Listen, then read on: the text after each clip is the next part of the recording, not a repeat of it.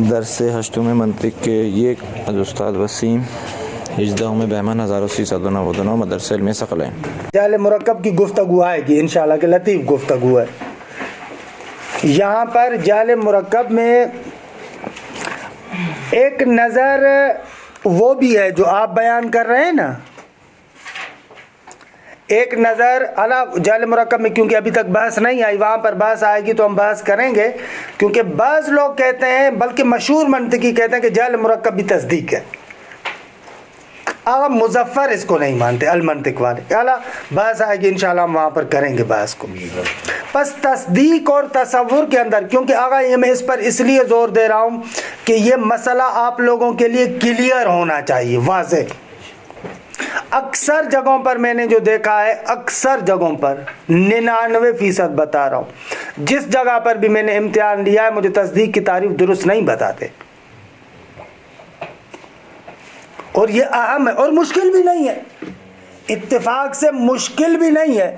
جملہ خبریہ کے اندر جو نسبت ہے آغا اس کا اذعان، حالا اس کو درک کہیں، اذعان کہیں، اعتقاد کہیں، عباراتنا شتیٰ و حسنک واحد، عبارات مختلف ہیں، آپ کا حسن ہے کہیں۔ درست ہے، درست۔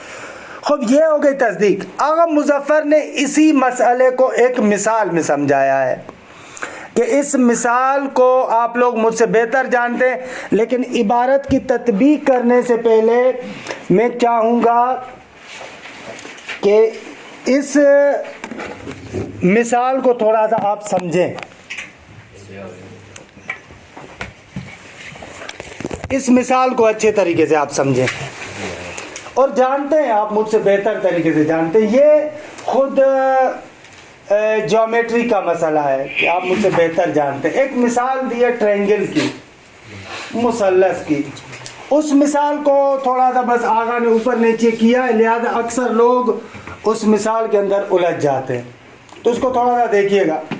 آغا ہمارے پاس جو ریاضیات میں پڑھاتے ہیں، ایک مرتبہ کہتے ہیں کہ خط جو لکیر ہے اس طریقے سے ہے، بالکل ایک دوسرے کے یوں، یہ لکیر یہاں پر اور یہ لکیر یہاں پر، ان دونوں کو کہتے ہیں خط ہم خان۔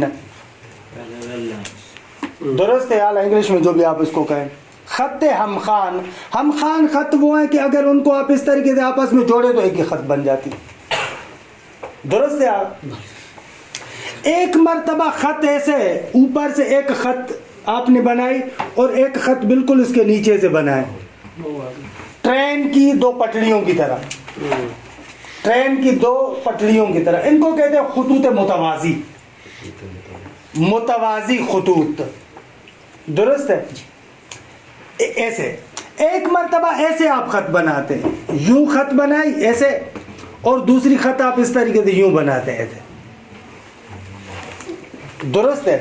یہ ایک مرتبہ ایسے خط بناتے ہیں کہ ایک اوپر سے بنائی، پھر نیچے سے ایک دوسری خط بناتے ہیں کہ ایک نقطے میں دونوں خطوط آپس میں کیا ہو جاتی ہیں، مل جاتی ہیں۔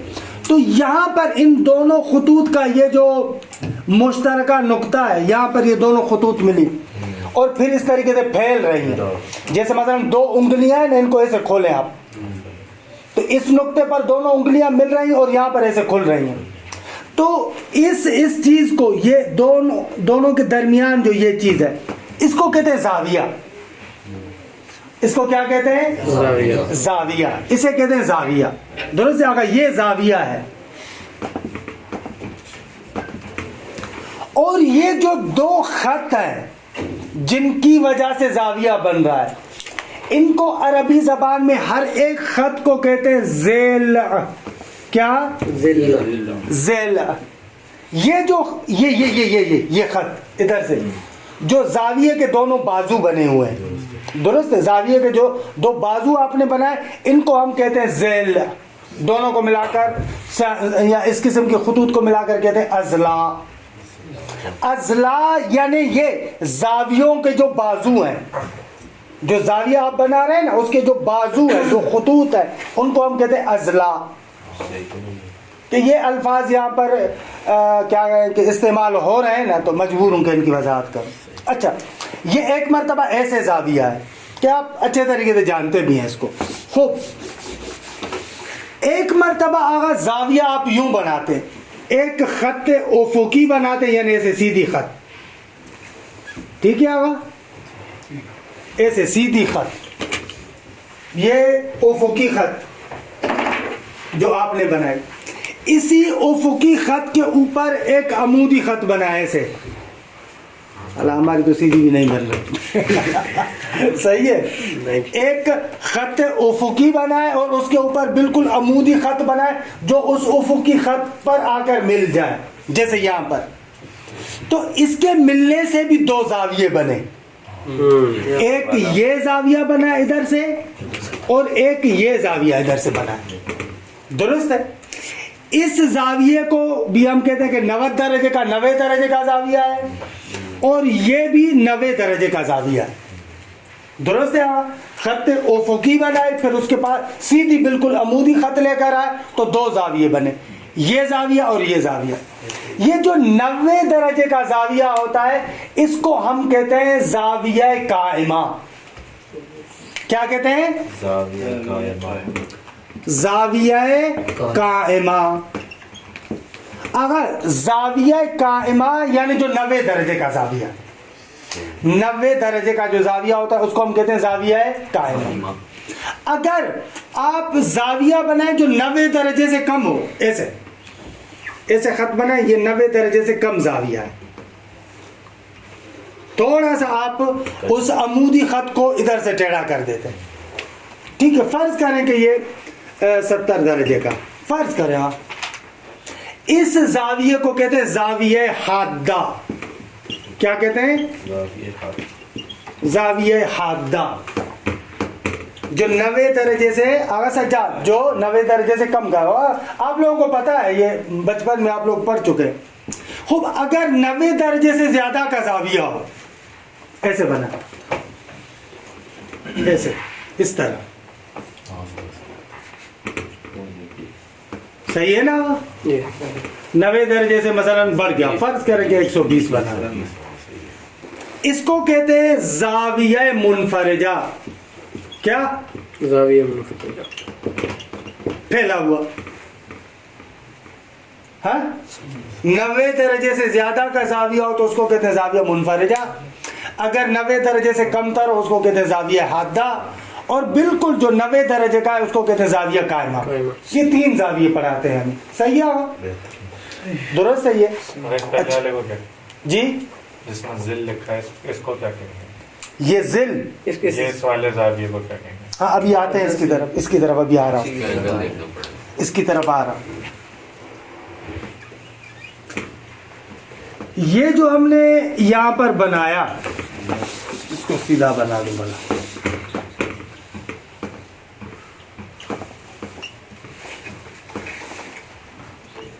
یہ جو مثلث آپ بناتے ہیں, صحیح ہے, تو مثلث کے اندر 3 زاویے ہوتے ہیں نا.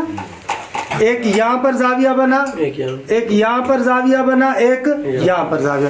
معمولاً اگر اس کے تینوں اضلاع جو 3 بازو ہیں بالکل برابر برابر ہو, ٹرائنگل میں مثلث میں اگر تینوں بازو تینوں خطوط برابر برابر ہو تو زاویہ بنتا ہے 60 درجے کا. ہر زاویہ کتنا ہوتا ہے؟ 60 درجے کا ہوتا ہے. صحیح ہے. کہتے ہیں کہ یہ جو مثلث ہے اس کے تینوں زاویوں کا درجہ 2 زاویے قائموں کے برابر ہوتا ہے. مثلث کے جو تینوں زاویے آپ بناتے ہیں وہ برابر ہوتا ہے کس کے؟ 2 زاویے قائموں کے, کیونکہ یہ بھی 180 بنیں گے اور یہ بھی مجموعاً 180 بنیں گے. خب یہ آپ لوگ پڑھ چکے ہیں, درست ہے. آغا مظفر مثال ایسے دیتے, کہتے ہیں کہ بابا ایک مرتبہ آپ مثلث کی تصویر بناتے ہیں, ایک مثلث آپ نے بنایا, اور مثلث کی تصویر جو آپ کے ذہن میں آئے گی یہ تصور ہے یا تصدیق ہے؟ بھلے تیز کیا ہے نا, اگر مثلث کی فقط تصویر آپ کے ذہن میں آئے یہ کیا ہے؟ تصور. اگر مثلث کے زاویوں کی فقط آپ کے ذہن میں تصویر آئے، یہ کیا ہے؟ اگر آپ کے ذہن میں دو قائموں کی تصویر ذہن میں ہے، زاویے قائمیں، ان کی تصویر ذہن میں آئے، اگر مجھے شک ہو کہ مثلث کے جو 3 زوایا ہیں ان کی مقدار اور درجہ دو زاویہ قائموں کے برابر ہے یا نہیں ہے، مجھے شک ہو، تو یہ کیا ہوگا؟ تصور یا تصدیق؟ تصور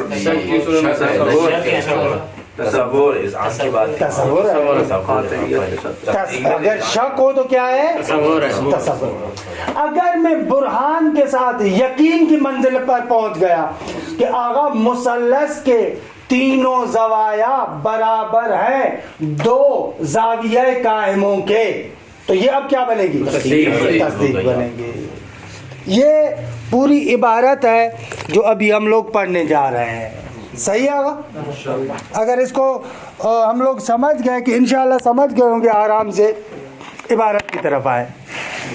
عبارت کو دیکھتے ہیں، پھر تھوڑا سا اس پر رکتے بھی ہیں۔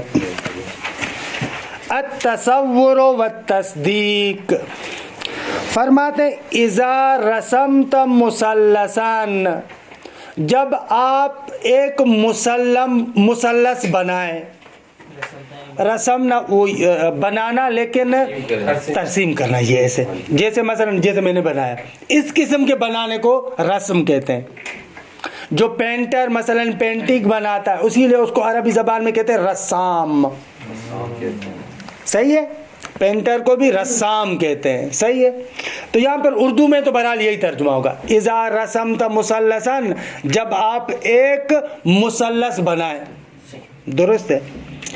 تحدث فی ذہن کا صورت لا، آپ کے ذہن میں اس مثلث کی صورت پیدا ہوگی، درست ہے؟ تحدث و حادث ہوگی، پیدا ہوگی تھی۔ ہی علم کا بہذا المثلث، یہ جو صورت مثلث کی آپ کے ذہن میں آ رہی ہے یہ آپ کا علم ہے اس مثلث کے بارے میں، کیونکہ ہم نے کیا کہا تھا؟ علم یعنی حضور و صورت شیء عند العقل، اس مثلث کی صورت آپ کے ذہن میں آ رہی ہے، یہ کیا ہے؟ آپ کا علم ہے۔ وَيُسَمَّى هَذَا الْعِلْمُ بِالتَّصَوُّرِ، اس قسم کے علم کو کہتے ہیں تصور، درست ہے؟ ایک صورت کو، ایک مثلث کو دیکھا اور اس کی تصویر آپ کے ذہن میں آ گئی، یہ کیا بنے گا؟ تصور ہوگا۔ وَهُوَ تَصَوُّرٌ مُجَرَّدٌ، یہ خالی تصور ہے، مجرد یعنی خالی، درست ہے؟ جو شادی نہیں کرتا اس کو ہم کہتے ہیں مجرد، خالی ہے بیچارہ، درست ہے؟ لا يستتبع جزما واعتقادا، ایسا خالی تصور ہے جو اپنے پیچھے جزم اور اعتقاد کو نہیں لے کر آتا، جزم کی بات نہیں ہے، اعتقاد کی بات نہیں ہے، خالی تصور، خالی تصور، جزم وہی اعتقاد، بھلے جزم اور اعتقاد ایک معنی میں۔ لا استتبع یعنی پیچھے لانا، پیچھے لاتا نہیں، پیچھے نہیں لاتا، لا ہے نا، لا یستتبع یعنی پیچھے نہیں لاتا، یستتبع یعنی اپنے پیچھے لانا، لا یستتبع یعنی اپنے پیچھے نہیں لاتا۔ وَإِذَا تَنَبَّهْتَ إِلَى زَوَايَا الْمُثَلَّثِ، اور جب آپ متوجہ ہوں مثلث کے زوایا کی طرف، جو زاویہ ہم نے بنائے، تحدث لها ایضاً صورت فی ذہنک، فرماتے ان زوایا کے لیے بھی، ایضاً کیوں کہہ رہے ہیں؟ کیونکہ مثلث کی تصویر آئی، اب زوایا کی بھی اس اعتبار سے، صحیح ہے؟ تنبت ہے متوجہ ہونا، درست ہے؟ متوجہ ہونا اردو میں ایسے ترجمہ اچھا ہے، درست ہے؟ اذا تنبہت الی زوایا المثلث، جب آپ متوجہ ہوتے ہیں مثلث کے زوایا کی طرف، تحدث لها ایضاً صورت فی ذہنک، ان کے لیے بھی آپ کے ذہن میں ایک صورت پیدا ہوگی۔ مثلث کو دیکھا، پھر مثلث کے زاویوں کی طرف متوجہ ہوئے، جیسے مثلث کی صورت آپ کے ذہن میں آ رہی تھی، اسی طریقے سے اس کے زوایا کی صورت بھی آپ کے ذہن میں آ رہی ہے۔ وہی ایضاً من التصور المجرد، یہ بھی تصور مجرد ہے. جیسے خالی مثلث کی صورت تصور مجرد تھا، اسی طریقے سے خالی زوایا کی صورت بھی جو آپ کے ذہن میں آ رہی ہے تصور مجرد ہے. اچھا اب آ جائیں دوسری طرف. وَإِذَا رَسَمْتَ خَطًّا أُفُقِيًّا، آپ ایک خط افقی بنائیں، ایسے ایسے ایسے جیسے ہم نے بنائی پہلے، یوں سیدھی خط آپ نے بنائی. وَفَوْقَهُ خَطًّا عُمُودِيًّا، اس کے اوپر سے ایک خط عمودی بنا رہے ہیں، درست ہے. مُقَاطِعًا لَهُ، مقاطعاً لا، ایسی خط جو آکار اس کو کٹ کرے، خط افقی کو کٹ کرے. جیسے ہم نے بنائی نا، ایسے خط بنائے یوں، اور اوپر سے یوں خط بنا کر آئے جو آ کر اس کو کٹ کر رہی ہے، ایسے ایسے درمیان میں آ جائے اس کو ملا رہی ہے، آپس میں کٹ کرے ہیں اس کے ساتھ مل رہی ہے. جیسے ملے گی نا تو یہ یوں یوں ایسے ایسے بنائی ہوئی ہے خط وہاں پر. اب اگر ایسے کریں گے تو کیا ہوگا؟ تحدث زاویتان قائمتان، تو اب کیا ہوں گے؟ دو زاویہ قائمہ وجود میں آئیں گے. فتنتکش صورت الخطین وزاویتین فی ذہنک، آپ کے ذہن میں نقش ہو جائے گی دو خطوں کی صورت اور دو زاویوں کی صورت. درست ہے آقا، آپ کے سامنے بنا ہوا ہے، اور انشاءاللہ آپ کے ذہن میں یہ خطوط بن بھی رہی ہیں، ہے نا. وَهِيَ مِنَ التَّصَوُّرِ الْمُجَرَّدِ ایضاً، آقا یہ بھی خالی تصور ہے. خط افقی، خط عمودی کی صورت، خط افقی اور خط عمودی کے اس کو کٹ کرنے کی وجہ سے جو دو زاویے بنے، یہ بھی خالی تصور ہے. درست ہے، روشن ہے مطلب میرے خیال میں. وَإِذَا أَرَدْتَ، اور جب آپ نے چاہا، أَن تُقَارِنَ بَيْنَ الْقَائِمَتَيْنِ وَمَجْمُوعِ زَوَايَا الْمُثَلَّثِ، جب آپ چاہیں ان دو زاویہ قائموں کے درمیان اور مثلث کے مجموعی زوایا کے درمیان مقارنت کریں، ان کو ملائیں. ملائیں یعنی نسبت سنجی کریں. ملانے سے مراد یہ نہیں ہے کہ آپ ان زاویوں کو اٹھا کر ان کے اندر ضم کر دیں، نہ، ملائیں یعنی ان کے اندر نسبت سنجی کریں. درست ہے. فَتَسْأَلُ فِي نَفْسِكَ، اب آپ اپنے آپ سے سوال کرتے ہیں، هَلْ هُمَا مُتَسَاوِيَانِ، کیا دو زاویہ قائمے اور مجموع زوایا مثلث برابر ہے؟ کیا برابر ہے؟ ایسے اپنے آپ سے پوچھتے ہیں. وَتَشُكُّ فِي تَسَاوِيهِمَا، اور ان دونوں کے درمیان آپ شک کر رہے ہیں. کس کے کن دونوں چیزوں کے درمیان؟ ہاں، دو زاویہ قائمہ اور مجموعہ زوایا مثلث، ان کے درمیان آیا برابر ہیں؟ آقا آپ کو شک ہو رہا ہے. کہتے ہیں تحدث عندک صورت لنسبت التساوی بینہما، اب یہاں پر آپ کے ذہن میں ایک صورت پیدا ہوگی اس تساوی کی نسبت کی، لیکن شک والی صورت میں. نسبت آ رہی ہے لیکن مشکوک. درست ہے. کہتے ہیں وَهِيَ مِنَ التَّصَوُّرِ الْمُجَرَّدِ ایضاً، بھلے یہ بھی خالی تصور ہے.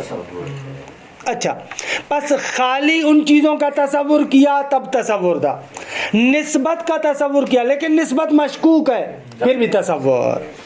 اچھا آگا ایک تیار ہو گئے.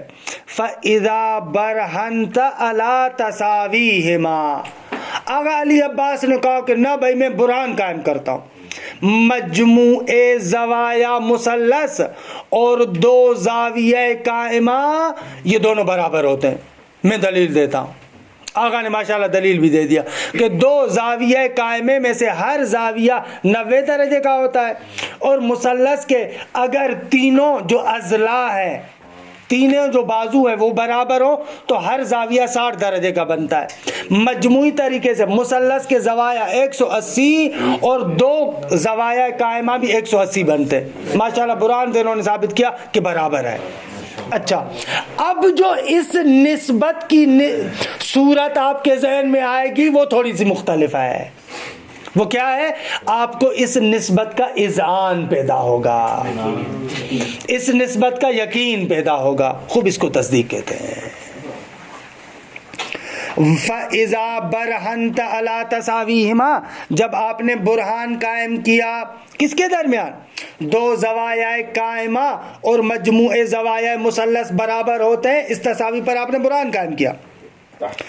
تحصل لک حالت جدیدۃ، آغا آپ کے لیے ایک حالت جدید پیدا ہوتی ہے، مغائرۃ للحالات السابقہ، جو مختلف ہے گزشتہ حالتوں سے. جو گزشتہ 3 حالتیں تھیں ان سے اب بالکل مختلف بات ہے. کیوں مختلف ہے آغا؟ اس لیے کہ گزشتہ مراحل میں یا اصلا نسبت نہیں تھی، یا اگر نسبت تھی تو نسبت شک والی تھی، لیکن اب جو نسبت کا ادراک ہے نا وہ اذعان کی شکل میں ہے.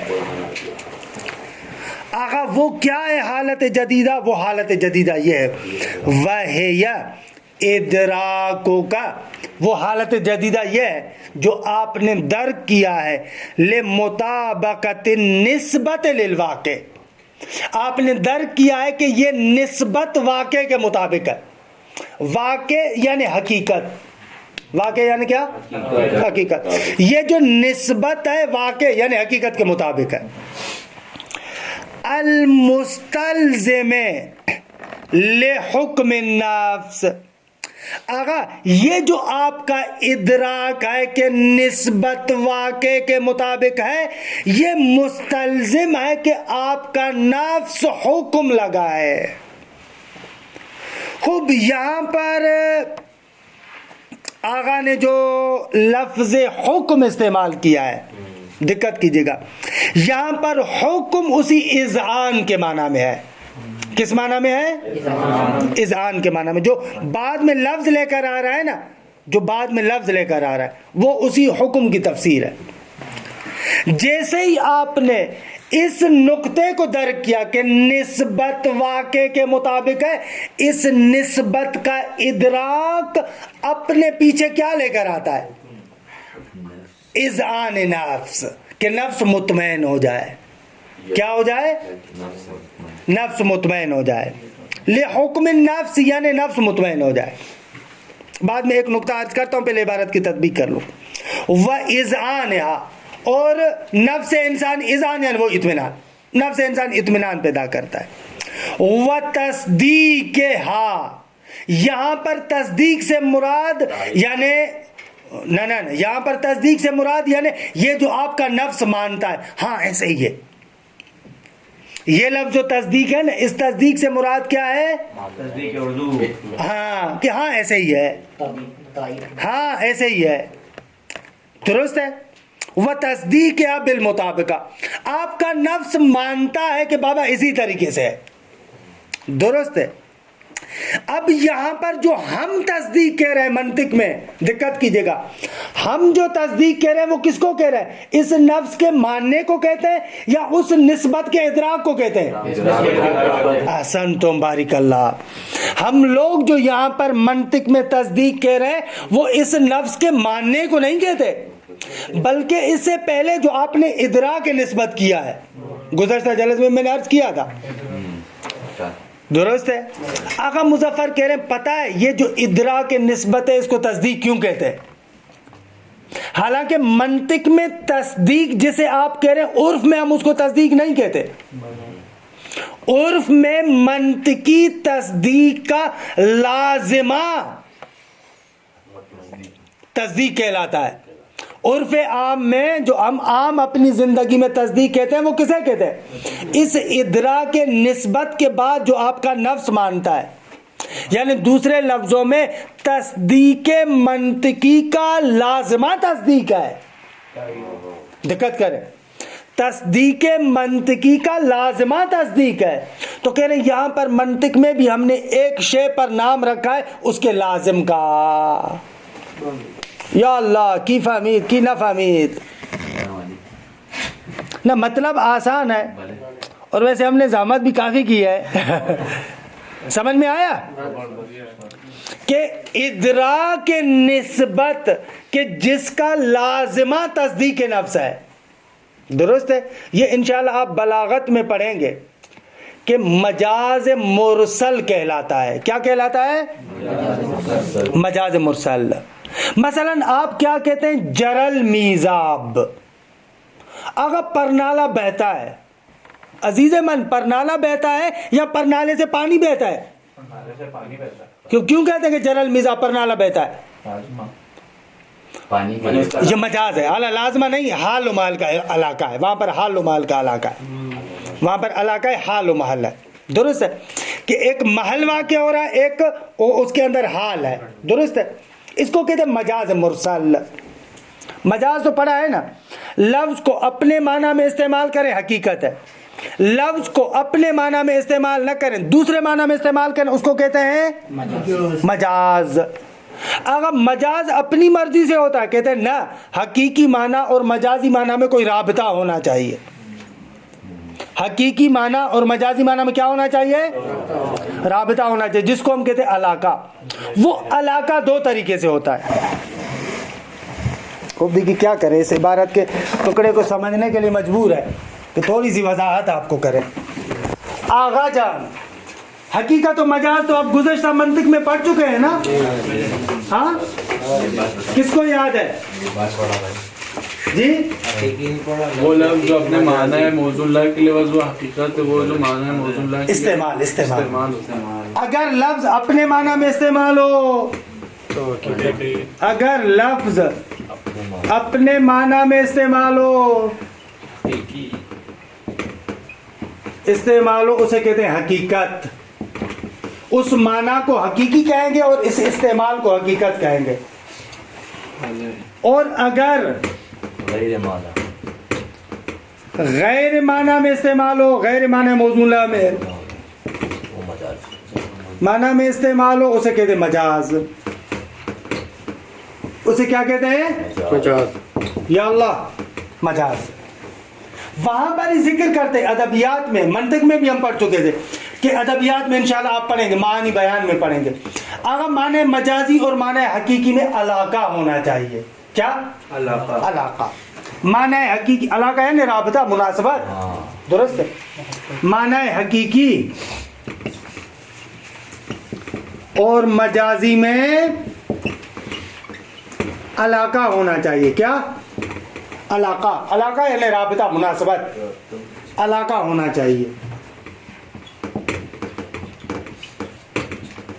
صحیح ہے.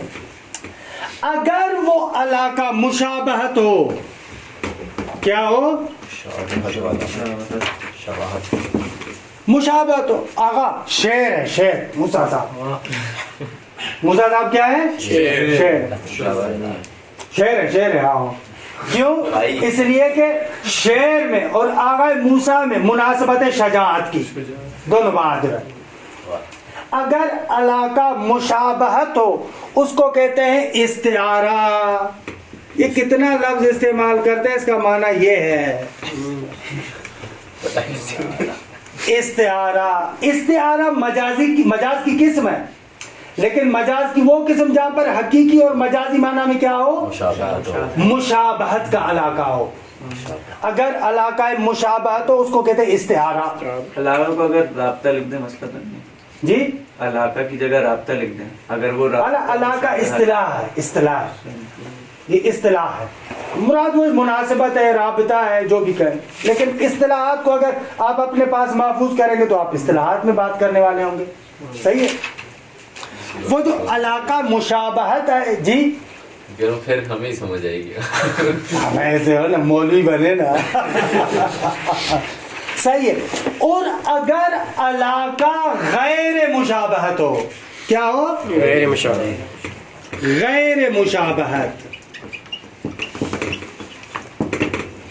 اس کو کہتے ہیں مجاز مرسل. کیا کہتے ہیں؟ مجاز مرسل. جیسے ایک مثال میں نے آپ کو دی، جرل میزاب، پرنالہ بہتا ہے. یہاں پر کیا ہے؟ علاقہ ہے، علاقہ رابطہ ہے، لیکن رابطہ حال اور محل والا ہے. صحیح ہے. بہنے کی نسبت حقیقت میں اس حال کے اندر ہے جو اس پرنالے سے گزرتا ہے. یا آپ مثلا کہتے ہیں کلمہ لا الہ الا اللہ محمد الرسول اللہ صلی اللہ علیہ وآلہ وسلم، اب یہ کلمہ ہے کلام ہے؟ کیوں کہتے ہو کلمہ؟ ایسے تو نہیں، آپ کا دل تھوڑی مانے گا ہم لوگ ہر جگہ. مجاز مرسل ہے. اور علاقہ کون سا ہے؟ جز اور کل کا. علاقہ یہاں پر کیا ہے؟ جز اور کل. آغا ایک شے پر ہم نے نام رکھ دیا ہے اس کے جز کا، صحیح. ہدی للمتقین، قرآن متقین کے لیے ہدایت ہے. پھر ہم لوگ کہاں جائیں؟ عام لوگ کہاں جائیں جو متقی نہیں ہے؟ خب جو متقی نہیں ہے اس کے لیے قرآن ہدایت نہیں ہے. خب یہاں پر بھی کہتے ہیں متقین میں مجاز مرسل ہے، یعنی جو بندہ قرآن پڑھے گا وہ متقی بن جائے گا. یہاں پر علاقہ ہے لیکن اس کو کہتے ہیں علاقہ ما یعول یا ما یکون، مستقبل کے اعتبار سے یوں ہو جائے گا، ابھی اس کو کہہ رہے ہیں. ایک جواب جو یہاں پر دیا جاتا ہے ہدی للمتقین کی مختلف تفاسیر ہیں. ایک تفسیر یہ بھی ہے کہ مجاز ہے، یعنی انشاءاللہ قرآن پڑھے گا تو متقی بن جائے گا. اس کو کہتے ہیں یہ بس متقین کہا گیا ہے علاقہ ما یعول، یعول ما یکون دونوں کہہ سکتے ہیں آپ. درست ہے، صحیح ہے. بھلے بھلے بھلے مستقبل میں ایسے ہوگا. من جملہ ان علاقات میں سے ہے لازم اور ملزوم کا رابطہ، کہ یہ پوری کہانی اس کے لیے تھی. آقا یہ پوری کہانی اس کے لیے تھی. کبھی کبھار ایک شے پر نام رکھتے ہیں اس کے لازم کا. اب ہماری بحث میں وہ ادراک نسبت جو اپنے پیچھے انسان کے نفس کی تصدیق کو لاتا ہے، ایک ایسا ادراک نسبت جو بعد میں تصدیق نفس کو لاتا ہے، یہ تصدیق نفس اس ادراک نسبت کا لازمہ ہے. خوب اب آپ اس ادراک نسبت کو تصدیق کیوں کہہ رہے ہیں؟ کہہ رہے ہیں یہاں پر ایک شے کا نام رکھا ہے ہم نے اس کے لازم کے ذریعے سے. روشن شد آگا، روشن شد انشاءاللہ کے واضح ہونا چاہیے، مشکل نہیں آئے. خوب وہی ادراکو کا لمطابقت النسبت للواقع، فرماتے ہیں یہ حالت جدیدہ کیا ہے؟ آپ کا ادراک کرنا کس بات کو؟ کہ نسبت واقع کے مطابق ہے. المستلزم، کہ جس ادراک نسبت کا لازمہ ہے. کیا لازمہ ہے آگا ادراک نسبت کا؟ المستلزم لحکم النفس، کہ انسان کا نفس مطمئن ہو جائے. وَإِذْعَانِهَا، یعنی وہ اطمینان. وَتَصْدِيقِهَا بالمطابقہ، آپ کا نفس کہتا ہے کہ بھلے ہمیں جوری ہے، ہاں ہاں ایسا ہی ہے، یہ. وَهَذِهِ الْحَالَةُ، آگا یہ حالت کون سی حالت؟ ای الصورۃ المطابقۃ للواقع، کہ التی تعقلتها وادرکتها. یہ حالت یعنی کون سی حالت؟ یعنی وہ صورت کہ جو واقع کے مطابق ہے. الصورۃ المطابقۃ للواقع، وہ صورت جو واقع کے مطابق ہے. کس کی صورت؟ نسبت کی صورت نہیں میری جان، اس نسبت کی صورت جو واقع کے مطابق ہے. الصورت میں یہ جو الف لام ہے مضاف الیہ کے بدلے میں ہے، یعنی صورت النسبہ. درست ہے؟ درست ہے آقا یا علی؟ درست ہے نا؟ تھوڑا بولیں تو صحیح یار. الصورۃ المطابقۃ للواقع، وہ صورت جو واقع کے مطابق ہے. التی کس کی صفت ہے یا اللہ؟ صورت کی. صورت کون سی؟ التی، وہ صورت کے تعقلتا، جس کو آپ نے تعقل کیا ہے یعنی اپنے ذہن میں لے کر آئے. وادرکتا، یعنی جس کو آپ نے درک کیا ہے، جس کو سمجھا ہے. درست ہے. وَهَذِهِ الْحَالَةُ هِيَ الَّتِي تُسَمَّى بِالتَّصْدِيقِ، یہی وہ چیز ہے کہ جس کو تصدیق کا نام دیا جاتا ہے. اگر تصدیق کیوں کہتے ہیں؟ لِأَنَّهَا، یہ صورت اس لیے کہ لِأَنَّهَا ادراکون، آگا کیونکہ یہ ایک ایسا ادراک ہے کہ یستلزم تصدیق النفس، جو مستلزم ہے کہ انسان کا نفس تصدیق کرے، وَإِذْعَانَهَا، اور انسان کا نفس اذعان پیدا کرے. آگا سجاد سو رہے ہیں، یا حسین ابن علی، درست ہے. وَإِذْعَانَهَا، اور انسان کا نفس کیا ہو جائے؟ اذعان پیدا کرے. آگا یہ نام کیوں رکھا ہے؟ تو سما بالتصدیق تسمیتاً للشیء باسم لازم ہی. لازمہ یہ ہے، یہ حقیقت میں نام رکھا گیا ہے. کیوں؟ کیونکہ یہ نام رکھنا ہے ایک شے کا اپنے لازم کے نام سے. ادراک نسبت کے جس کا لازمہ تصدیق نفس ہے، یہاں پر پس تصدیق پر جو ادراک نسبت ہے نام رکھا گیا ہے اس کے لازم کا. الذی لا ينفک عنہ، لازم کی صفت، وہ لازم کہ جو اس شے سے جدا نہیں ہوتا. استاد یہ تسمیتاً سے تھوڑا سا ہاں کہہ رہے ہیں یہ مفعول لہو ہے کس کے لیے؟ یسمع کے لیے. اگر اس کا نام رکھا گیا ہے تصدیق، کیوں نام رکھ رہے ہیں تصدیق؟ فرماتے ہیں تسمیۃ لشیء باسم لازم، کیونکہ ایک شے کا نام رکھنا ہے اس کے لازم سے. ایسے اگر کیوں اس کو تصدیق کر رہے ہیں؟ اس لیے کہ اس ادراک نسبت کا لازمہ اذعان نفس ہے، تصدیق نفس ہے. تو ایک شے کا نام رکھ رہے ہیں ہم اس کے لازم کے نام سے. اذن اگر خیلی بسارتون در داوردیم، خلاصہ کلام، ادراک و زوای المثلث و ادراک و زاویتین القائمتین و ادراک و نسبت التساوی بینہما کلها تصورات مجردہ. آگا پوری بات کا خلاصہ کریں، نئی بات نہیں ہے. کہہ رہے پس نتیجہ یہ ہوا خالی زوایا کا ادراک، آگا خالی دو زاویے قائموں کا ادراک، آگا خالی فقط نسبت کا ادراک، یہ خالی نسبت، خالی نسبت، یہ سارے کے سارے تصورات محضہ ہیں، مجرد تصور ہیں کہ لا یتبعها حکم و تصدیق، کہ جن کے پیچھے حکم اور تصدیق نہیں آتا. وَأَمَّا إِدْرَاكُ أَنَّ هَذَا التَّسَاوِي صَحِيحٌ، لیکن یہ ادراک کرنا کہ یہ تساوی صحیح ہے، یہ نسبت ٹھیک ہے. واقع مطابق للحقیقہ، یہ جو نسبت ہے یہ واقع کے مطابق ہے، صحیح ہے. اسی طریقے سے خوب اما ادراک ان ھذا التساوی صحیح واقع مطابق للحقیقت، یہ جو نسبت اس کے اندر واقع ہوئی ہے یہ مطابق ہے حقیقت کے. فی نفس الامر، یعنی حقیقت میں نفس الامر کو فعلاً میں اور زیادہ نہیں کھول رہا، نفس الامر کو یہاں پر نہیں کھول رہا، انشاءاللہ بعد میں پڑھیں گے. نفس الامر یعنی واقعیت، حقیقت میں ایسے نفس الامر یعنی واقعیت، حقیقت، ایسے اس سے زیادہ معنی نہیں کر رہا.